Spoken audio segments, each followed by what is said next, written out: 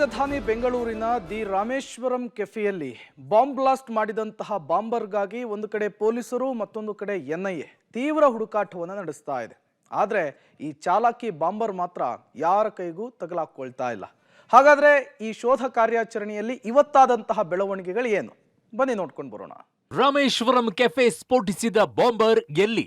ಶಂಕಿತ ಬಾಂಬರ್ ಜಾಡು ಬೆನ್ನಹತ್ತಿದ ಎನ್ಐಎ.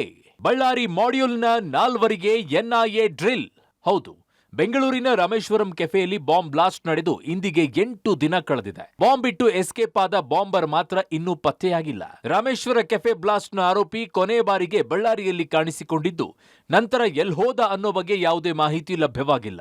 ಹಾಗಾಗಿ ಎನ್ಐಎ ಮತ್ತು ಸಿಸಿಬಿ ಅಧಿಕಾರಿಗಳು ಬಳ್ಳಾರಿಯಲ್ಲಿ ಶಂಕಿತನಿಗಾಗಿ ತೀವ್ರ ಶೋಧ ನಡೆಸಿದ್ದಾರೆ. ಮತ್ತೊಂದು ಕಡೆಗೆ ರಾಮೇಶ್ವರ ಕೆಫೆ ಬ್ಲಾಸ್ಟ್ನಲ್ಲಿ ಬಳ್ಳಾರಿ ಮಾಡ್ಯೂಲ್ ಪತ್ತೆ ಶಂಕೆ ಕೂಡ ವ್ಯಕ್ತವಾಗಿದೆ. ಈ ಹಿನ್ನೆಲೆಯಲ್ಲಿ ಬೆಂಗಳೂರಿನ ಪರಪ್ಪನ ಅಗ್ರಹಾರ ಜೈಲಿನಲ್ಲಿರುವ ಮಿನಾಜ್ ಅಲಿಯಾಜ್ ಸುಲೇಮಾನ್, ಸಮೀರ್, ದೆಹಲಿಯ ಶಯನ್ ರೆಹಮಾನ್, ಮುಂಬೈನ ಅನಾಸ್ ಇಕ್ಬಾಲ್ ಶೇಖ್ನನ್ನ 4 ದಿನ ಕಸ್ಟಡಿಗೆ ಪಡೆದು ಜೈಲಿನಲ್ಲೇ ವಿಚಾರಣೆ ನಡೆಸಲಾಗಿದೆ. ಕಳೆದ ಡಿಸೆಂಬರ್ನಲ್ಲಿ ಎನ್ಐಎ ಅಧಿಕಾರಿಗಳು ಬೆಂಗಳೂರು ಮತ್ತು ಬಳ್ಳಾರಿಯಲ್ಲಿ ಏಕಕಾಲಕ್ಕೆ ದಾಳಿ ನಡೆಸಿದ್ರು. ಈ ವೇಳೆ ಸ್ಫೋಟಕ್ಕೆ ಬಳಸುವ 7 ಕೆಜಿ ಅಮೋನಿಯಂ ನೈಟ್ರೇಟ್ ಪತ್ತೆಯಾಗಿತ್ತು. ಹಾಗಾಗಿ ಬೆಂಗಳೂರಿನ ಬ್ಲಾಸ್ಟ್ನ ಹಿಂದೆ ಬಳ್ಳಾರಿಯ ಮಾಡ್ಯೂಲ್ ಕೆಲಸ ಮಾಡಿರುವ ಶಂಕೆಯಲ್ಲಿ ತನಿಖೆ ಮುಂದುವರೆದಿದೆ.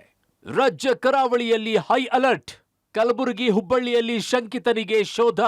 ಬಾಂಬ್ ಬ್ಲಾಸ್ಟ್ನ ಶಂಕಿತ ರಾಜ್ಯವನ್ನ ಬಿಟ್ಟು ಹೋಗುವ ಸಾಧ್ಯತೆ ಹಿನ್ನೆಲೆಯಲ್ಲಿ ಕರಾವಳಿ ಕಾವಲು ಪಡೆಗೆ ಬಾಂಬರ್ ಬಗ್ಗೆ ನಿಗಾ ವಹಿಸುವಂತೆ ಸೂಚಿಸಲಾಗಿದೆ. ಹಾಗಾಗಿ ಸಮುದ್ರದ ಮೂಲಕ ಬಾಂಬರ್ ಎಸ್ಕೇಪ್ ಆಗುವ ಸಾಧ್ಯತೆ ಇದ್ದು, ಮೀನುಗಾರರ ಬೋಟ್ಗಳು, ಅನುಮಾನಾಸ್ಪದ ವ್ಯಕ್ತಿಗಳ ಮೇಲೆ ನಿಗಾ ವಹಿಸುವಂತೆ ಹೈ ಅಲರ್ಟ್ ಮಾಡಲಾಗಿದೆ. ಜೊತೆಗೆ ಕಲಬುರಗಿ ಮತ್ತು ಹುಬ್ಬಳ್ಳಿಯ ರೈಲ್ವೆ ನಿಲ್ದಾಣದಲ್ಲಿ ಬಾಂಬರ್ ಓಡಾಡಿರುವ ಶಂಕೆಯಲ್ಲಿ 2 ಕಡೆಗಳಲ್ಲೂ ಸಿಸಿಟಿವಿ ಪರಿಶೀಲನೆ ನಡೆಸಲಾಗಿದೆ. ಅಲ್ಲದೆ ಅಲ್ಲಿನ ಹೋಟೆಲ್ಗಳು, ಲಾಡ್ಜ್ಗಳು, ಅನುಮಾನಾಸ್ಪದ ವ್ಯಕ್ತಿಗಳ ಬಗ್ಗೆ ಮಾಹಿತಿ ಪಡೆದು ಶಂಕಿತನಿಗಾಗಿ ತೀವ್ರ ಹುಡುಕಾಟ ನಡೆದಿದೆ. Umesh, crime bureau, public TV.